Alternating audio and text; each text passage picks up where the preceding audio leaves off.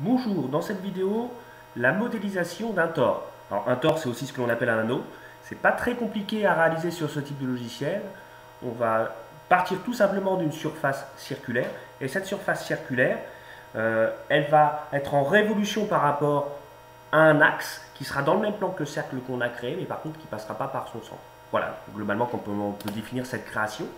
Alors c'est relativement simple. On va, dans un premier temps, sélectionner donc l'outil cercle et je vais créer un cercle dans le plan, la vue de dessus, alors je vais le mettre dans une vue adéquate, la vue de dessus par exemple.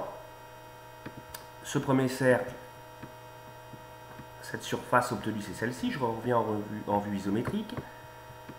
Je vais sélectionner la surface intérieure et la supprimer, elle ne va pas m'être utile. Je vais uniquement garder le pourtour du cercle, le périmètre, puisque là ce que je viens de créer finalement ce sera la trajectoire qui sera à suivre ensuite par la surface circulaire que l'on va créer maintenant.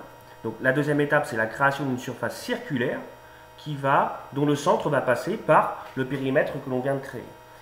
Cette surface circulaire je la crée dans un plan perpendiculaire au premier plan qui nous a été utile. Je vais me mettre par exemple en vue de face dans le plan défini par les axes bleu et rouge. Voilà. Je vais prendre l'outil cercle. Je vais placer le centre de mon cercle à l'extrémité. Je prends un diamètre quelconque. Je fais voir ce que j'obtiens en vue isométrique. J'ai ceci. J'ai bien un cercle, une surface circulaire créée dans un plan perpendiculaire au premier. Et là, il suffit d'utiliser un outil.